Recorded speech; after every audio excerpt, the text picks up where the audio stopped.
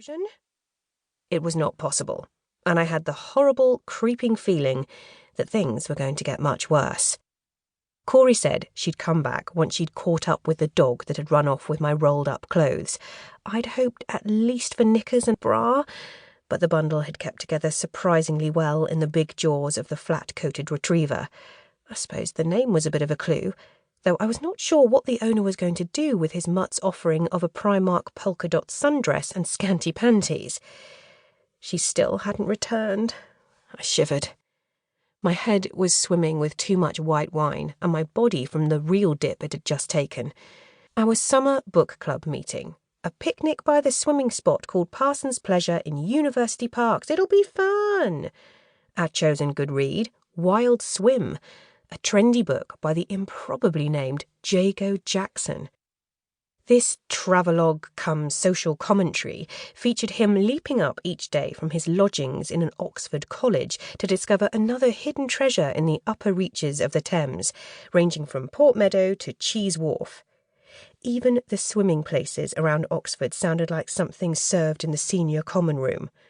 Parsons Pleasure was the oldest spot, famous for its male nude bathing and featured in Oxford folklore, until it was officially shut in 1991. Closure was just a challenge to people like me. Parsons Pleasure lay on a bend in the Cherwell, where the water dithered for a while under the overhanging willows, and washed against the punt rollers that allowed the flat-bottomed boats to progress upstream.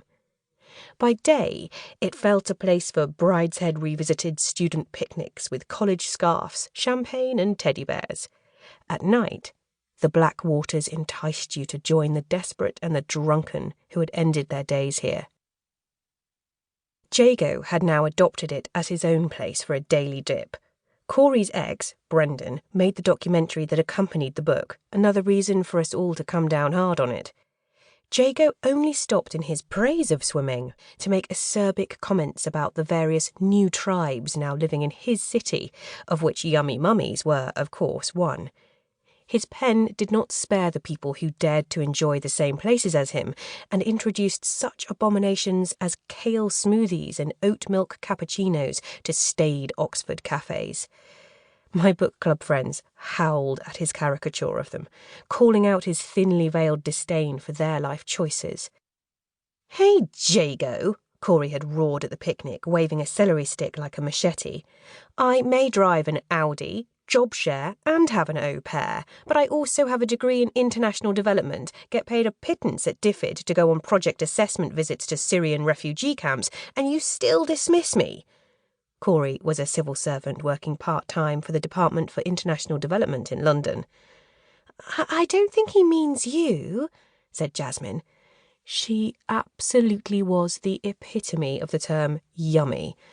Coffee-coloured hair, big dark eyes, svelte figure. Where her little boy Reuben came from, I had no idea, but I was voting stork because there was no way that midriff ever housed a baby. "You mean I'm not young, attractive and still sexy?" asked Corey, ready to rumble even though her wine intake had been modest as befits our designated driver. To be honest, Corey wasn't really the poster girl for the Yummy Mummies, more the overstretched marked mums. "No, what I mean is that Jago hasn't bothered to talk to a real woman," said Jasmine, deftly avoiding a fight. "All the fellow wild swimmers he interviews about the life are either hoary old men or eccentric lady artist types, the sorts who have long grey hair, an allotment and make pots." "Or smoke pot," added Frances, our one-liner expert.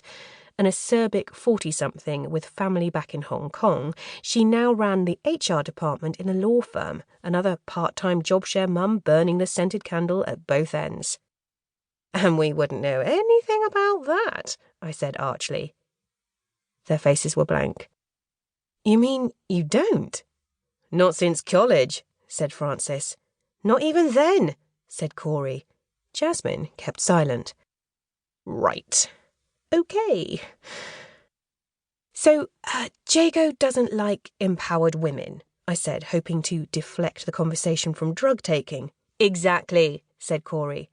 "Then I say we should claim the riverbank here as our own. We can't let media darlings like him steal our..."